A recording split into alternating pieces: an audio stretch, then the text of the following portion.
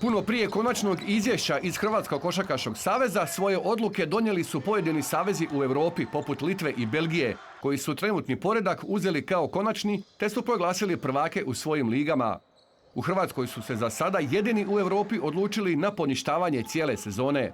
Primjerice, Zadru tako ostaje osvojen kup kao i natjecanja za mlađe dobne uzraste i to dječake i djevojčice od 9, 11, 13 i 15 godina koja su dobili prvake te im se to priznaje.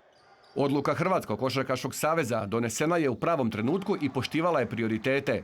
U prvom redu to je briga za zdravlje igrača, sudaca, delegata, zapisničare i sve ostale službene osobe. Ovakav rasplet omogućuje klubovima prije svega smanjenje troškova koji su se gomilali dok se nije znala konačna odluka i što će biti s nastavkom prvenstva. Hrvatski košarkaški savez i upravni odbor košarkaškog saveza su donijeli odluku nakon konzultacija sa skoro svim predstavnicima klubova, pogotovo Premier lige, a i svim povjerenicima regionalnih natjecanja. Tako da, po meni, jedina logična odluka. Evo, mi u Slavoniji i Baranji ovdje u biti isto nismo završili ništa osim kategorije za prvaka Slavonije U11 i U9, znači za dečke i curice. S odlukom Hrvatskog košarkaškog saveza ne slažu se baš svi. Tako ima i onih koji su s njom nezadovoljni, pogotovo oni klubovi koji su imali ambiciju plasmana u viši rang natjecanja poput Jazine Arbanasija iz Zadra, pa Zagrebačkog Boska i Grafičara iz Ludbrega, dok su pojedini spašeni od ispadanja, kao zagrebački sastavi Hermes Analitika i Zapruđe. Za razumite nekoga koji je uložio sredstva i trud i bili su prvi na ljestvici u svom natjecanju, ali činjenica da prvenstvo nije završeno. Postavlja se pitanje koliko je pošteno bez odigranih, 3, 4, 5, 6 kola nekog proglasiti prvakom. Niko ne može sa sigurnošću tvrditi da bi oni do kraja imali sve pobjede i da bi bili prvaci. Evo, za spomenuto je recimo košarkaški klub Zadar koji je prvi na ljestvici u Premier ligi je doneo odluku da neće pristati na proglašenje prvaka njihovog kluba za zelenim stolom. Mnogi pitaju što je s troškovima koje su klubovi imali u ovoj sezoni, poput plaćanja sudaca, pa raznih kazni koje su dobili, kao i kotizacija za natjecanje. Odigrano je skoro 2/3 natjecanja. Suci su odradili svoj posao za koji su plaćeni. Normalno niko im neće plaćati utakmice koje nisu odigrane.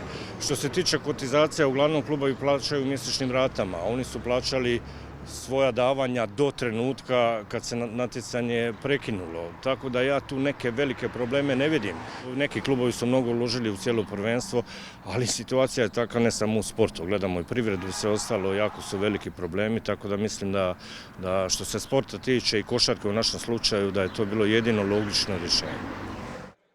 Prema tome, ova sezona se u hrvatskoj košarci poništava, dok je Eurobasket prebačen sa sljedeće na 2022. godinu, s obzirom da će se i sljedeće godine u ljetnom periodu održati olimpijske igre. Naravno da bi se sljedeće godine u Splitu trebao održati i kvalifikacijski turnir na kojem hrvatska reprezentacija traži plasman na olimpijske igre, a koji je trebao biti odigran ovog lipnja. Krećemo od nule. Evo, prije par godina smo imali jako velike probleme u reprezentaciji. Ovu sezonu je to sve jako dobro krenilo. Nadali smo se i tom turniru u Splitu gdje smo polagali velike nade za prolazak. Zadnje 2 utakmice za prvenstvo Europe, za kvalifikacije smo dobili bez problema. Mislim da ćemo jednostavno nastaviti tamo gdje smo stali. Da neće biti nekih, bit će problema sigurno, ali siguran sam da ćemo prebroditi sve teškoće. Tako Hrvatski košarkaški savez više nije mogao čekati. Situacija s koronavirusom se iz dana u dan komplicirala. Nije se nazirao dan kada će se stvari normalizirati, a u međuvremenu su se momčadi rasipale. Osim toga, klubovi su dali otkaze zaposlenicima, dok je burza rada prepuna ljudi koji su dobili otkaze. Također slabi kupovna moć građana, a novac se ne vrti, pa i sponzori odustaju od ulaganja u sport i bore se za preživljavanje, kao i sama košarka. S poništavanjem ove sezone ostavljeno je dovoljno vremena kako bi svi klubovi krenuli u planiranje i organiziranje nove sezone u koju svi imaju priliku ući s istih pozicija s kojih su ušli i u ovu. Naravno, koju dočeka s obzirom na moguću krizu u gospodarstvu nakon ove pandemije.